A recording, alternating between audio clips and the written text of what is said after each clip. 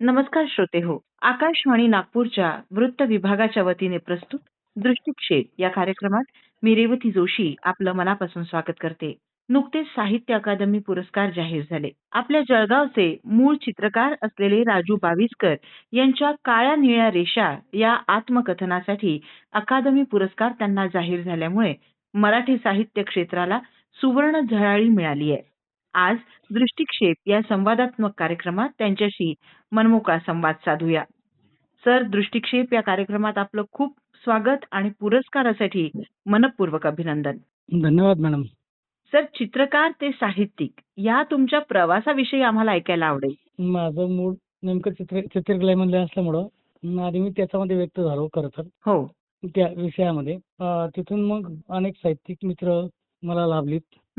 म्हणजे चित्रांमुळे मला ते लाभलीत.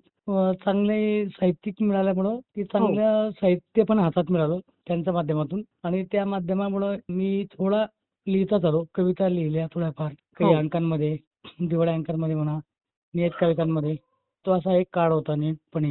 लिहिण्याची प्रक्रिया हळूहळू ती थोडीशी वाढली. वाढली म्हणण्यापेक्षा तिचा वेग थोडासा लिखाणाकडे गेला आणि मग मला वाटलं की माझं चित्रकलेमधलं माध्यम जे आहे त्याच्यात मला मी जे काही मांडत चित्रांमध्ये ते मांडताना मला कुठेतरी मर्यादा येतात का अशी मला जाणीव झाली. म्हणजे आतल्या आत जाणीव होत होती आणि मग मला वाटलं की आपल्याला एक व्यक्त व्हायला अजून वेगवेगळं माध्यम आहे आणि भाषेमध्ये आपल्याला व्यक्त होता येईल नीटपणे छानपैकी. थोडं अवकाश जे आहे ना ते भाषेतलं मला मिळालं आणि त्याच्यात जास्त चांगलं व्यक्त होता आलं आणि म्हणून चित्रकलेकडनं असा हा लिखाणाकडे झालेला प्रवास आहे. सर, कला शिक्षक म्हणूनही तुम्ही काम केलेलं आहे. बरोबर. हो. तर लहान मुलांसोबतही रमला आहात. ते काय जास्त आवडतं? खरं तर आम्ही काय करतो की कोणतंही शिक्षण असेल ना ते शिक्षण पद्धती ही अकॅडमिक आहे. त्या अकॅडमिक शिक्षणामध्ये आपल्याला शिक्षण मिळतं. पण शिक्षण मिळून पण आपल्याला प्रॅक्टिकल मध्ये नॉर्मल होण्यासाठी पुन्हा काहीतरी निर्मिती करण्यासाठी ते करायचे असेल तुम्हाला तर तितकंच नॉर्मल व्हावं लागतं तुम्हाला आणि पुन्हा मग त्या आकारांकडं जे आकार लोकांना थेट दिसतात, झाडासारखं झाड दिसतं तर ते लहान मुलांना वेगळं दिसतं. प्राणी जरी असेल तर तो प्राणी लहान मुलांना वेगळं दिसतो. पण मी अकॅडमिक शिक्षण घेतलंय म्हणून तो मला प्रमाणबद्ध मला दिसत असतो. तो दिसतो. त्याचं प्रमाण मला कळलेलं असतं ऑनोटॉमीमुळं, माझा अभ्यास झाल्यामुळं. मग माझ्यापेक्षा त्या लहान मुलाला त्याचा आकार वेगळा दिसतो आणि हे आकार वेगळा दिसणे म्हणजेच काय की तो सोपा असतो. तो सरळ आणि सोपा असतो. आतून आलेला असतो तो. तर आतून येण्यासाठी पुन्हा लहान मुलांकडे आपण जाऊन काम करणं हे म्हणावं तितकं सोपं नाहीये. इतकं नितळ होऊन काम करावं लागतं की तुमच्यामध्ये काही नाही आणि स्वतंत्रपणे तुमचा निसर्ग आहे. तुम्ही तुमच्या डोळ्याने बघतायत आणि तुमच्या आतून तुम्ही ते मांडतायत. बरोबर. जेव्हा मी शाळेमध्ये शिकवायचो ना 5वीचा मुलगा म्हणा किंवा 7वीचा मुलगा मुलगी असेल त्यांनी जे आकार काढलेले असायचे ना मला वाटायचं की हे मोठ्या चित्रकारांचे आकार आहेत. ते मी पाश्चिमात्य चित्रकारांचे एखादा आकार बघायचो किंवा भारतीय चित्रकारांचे आकार बघायचो. कारण हे ते आकार आहेत. म्हणजे बघा किती मोठा काळ असतो हा की चित्रकार अकॅडमिक शिक्षण घेऊन माणूस पुन्हा तितकं नॉर्मल व्हायला किती वेळ लागतो की लहान व्हायला लहान मुलांसारखं नितळ व्हायला किती वेळ लागतो. तोच आकार महत्वाचा असतो की तो जनरली सगळ्यांना दिसतो. जनरली जो सगळ्यांना दिसतो तो त्याला दिसत नाही लहान मुलाला. आणि तिथंच ते सोपं असतं. कधी सोपं चित्र काढणं हे कठीण असतं आणि कधी सोपं लिहिणं हे जास्त कठीण असतं. बरोबर. आणि कठीण लिहिणं हे सोपं असतं आणि कठीण चित्र काढणं हे सोपं असतं. आणि म्हणून लहान मुलांकडे हे सोपे चित्र असतात.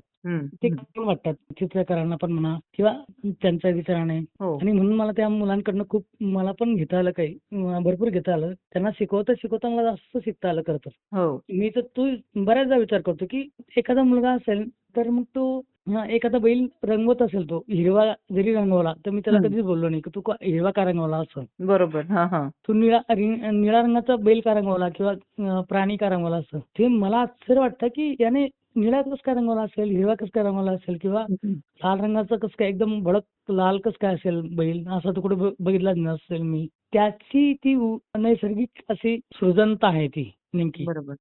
ती सृजनशीलता त्याच्यामधली आहे आणि ती ती यायला खूप वेळ लागतो चित्रकारांना. आणि मग ती जर त्याला मिळाली अभ्यास करता करता हो. आणि प्रॉपर अभ्यास करताना मिळाली, तर मग ते चित्र चांगलं होतं खरं तर. कठीण न वाटताना सोपं करणे, सोपं असणे, हो, हो. तसंच ती ती प्रक्रिया आहे. पण मला शिकवताना अत्यंत आनंद वाटायचा, की त्यांना शिकवताना मला शिकता यायचं खरं तर. तर आम्हाला आता काळ्या निळ्या रेषा या आत्मकथनाविषयी सांगा, की ह्याचं लेखन नेमकं सुरू कसं झालं? तसं बघितलं तर माझं काही असं ते लिहून काढावं असं काही डोक्यात पण नव्हतं. हां, हां. अनेक वर्ष मी लिखाण पण करत होतो. हो.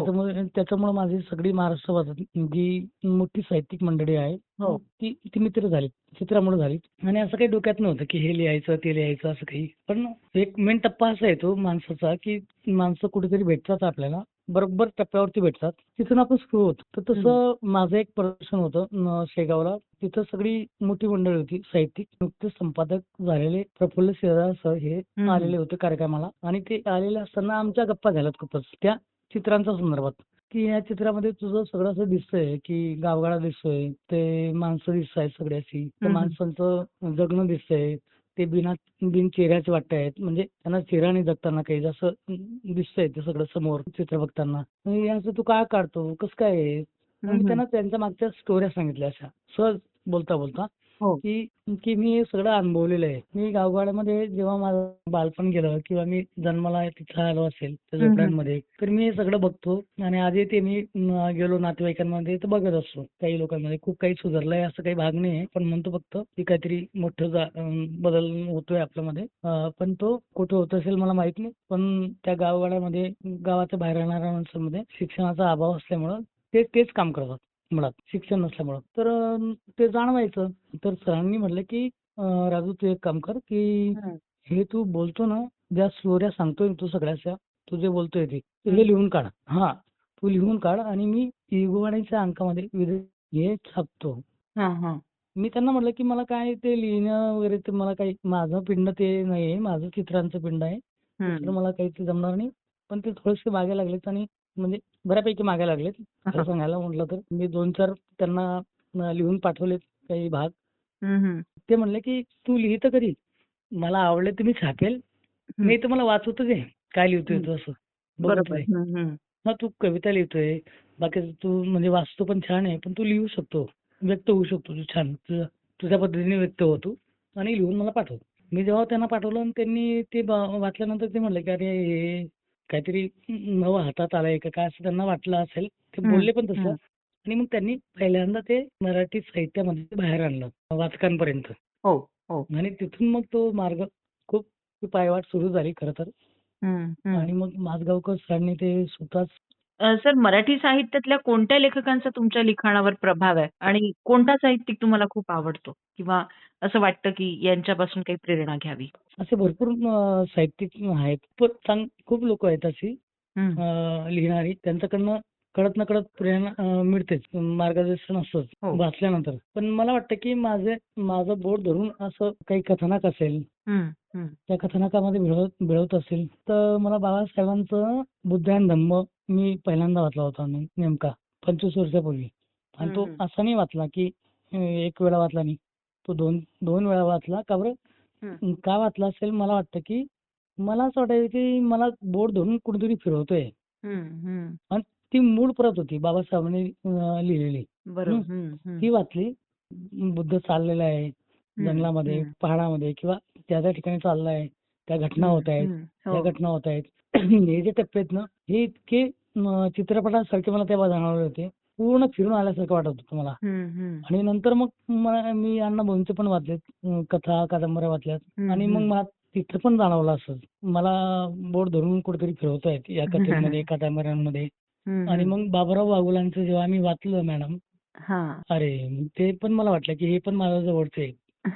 म्हणजे हो. हां, की ते पण मला त्या स्लम एरियामध्ये मला फिरवतायत. एक संघर्ष केलेल्या गोष्टी सांगतायत. ते भरपूर लोकं आहेत, की ज्यांनी मला बोट धरून फिरवलं वाचनामध्ये. हां, ते मला जास्त आवडायचे खरं तर. पुरस्कार जाहीर झाला हे कळलं तेव्हा पहिली प्रतिक्रिया काय होती?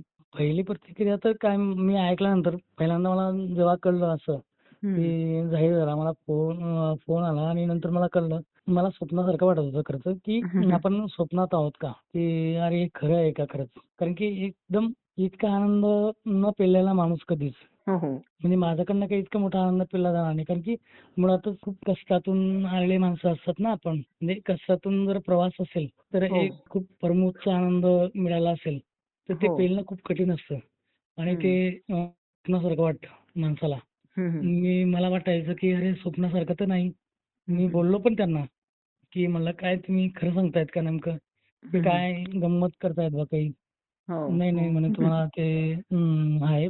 तुम्हाला साहित्य अकादमी आहे. हो, हो. मला वाटलं की हे स्वप्नासारखं आहे. आनंद तर आहेच त्या बाबतीत, की साहित्य अकादमी मिळाल्यानंतर. सर चित्रकला की साहित्य? तसं मुळात बघितलं तर माझं मूळ तर मी अनेक ठिकाणी बोललो पण आणि आधी पण लिहिलंय मी बऱ्याच वेळा, की हं. चित्रकला हे माझं मूळ आहे नेमकं असं, की हो. मूळ असलेली गोष्ट आहे आणि साहित्य हे नंतर आलेली गोष्ट आहे. माझ्याकडे आलेली गोष्ट आहे ती.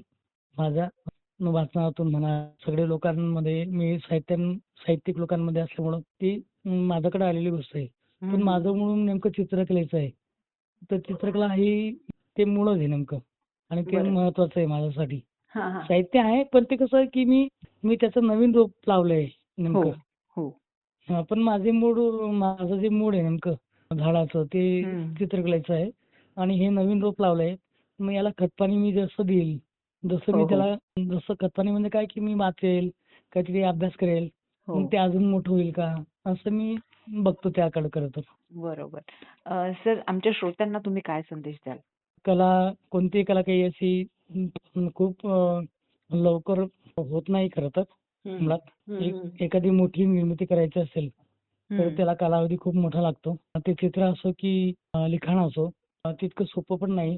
मुळात खूप वेळ लागतो, कालावधी द्यावा लागतो आणि त्याच्यानंतर तुमच्याकडे ते येईल का नाही याची पण काही शाश्वती नसते. हो. म्हणजे मी कधी-कधी असं बघतो, की मी एवढं सांगेल श्रोत्यांना, की निर्मितीकडे असंच बघितलं गेलं पाहिजे खरं तर, की हं. साहित्यातले असो की चित्रकलेतले असो, हं, की हं. माझ्या आजोबाने एखादं वडाचं झाड लावलं असेल हो. हां, माझ्या आजोबाने. हं, हं. तर ते माझ्या वडिलांच्या पर्यंत ते थोडं हं. मोठं होतं हो. आणि ते वडील गेल्यानंतर मी म्हातारा होईपर्यंत ते 7 लोकांचा कवेत मावत नाही इतकं मोठं एवढं होतं. 10 लोकांचा हं. अशा 3 पिढ्या ते इतकी मोठी निर्मिती त्याची तेव्हा होती निसर्गातली. हो. हां, तर तो इतका कालावधी त्यांना निसर्गामध्ये लागतो एखाद्या झाडाला यायला. हं. तर आपली भव्य निर्मिती जर एखादी साहित्यामध्ये किंवा कलाकृतीमध्ये करायची असेल, तर तुम्हाला कालावधी लागतोच नेमका. तो आज कालावधी द्यायला पाहिजे. सर तुम्ही वेळात वेळ काढून आमच्या या संवादात्मक कार्यक्रमात सहभागी झालात आणि इतके छान मार्गदर्शन केलं, इतके छान मनातलं मोकळेपणाने बोललात. यासाठी आकाशवाणीच्या पूर्ण टीमच्या वतीने मी आपले आभार मानते. धन्यवाद मॅडम. आणि धन्यवाद. साहित्य क्षेत्रातल्या थँक पुढच्या वाटचालीसाठी थँक खूप शुभेच्छा देते सर. धन्यवाद, धन्यवाद मॅडम.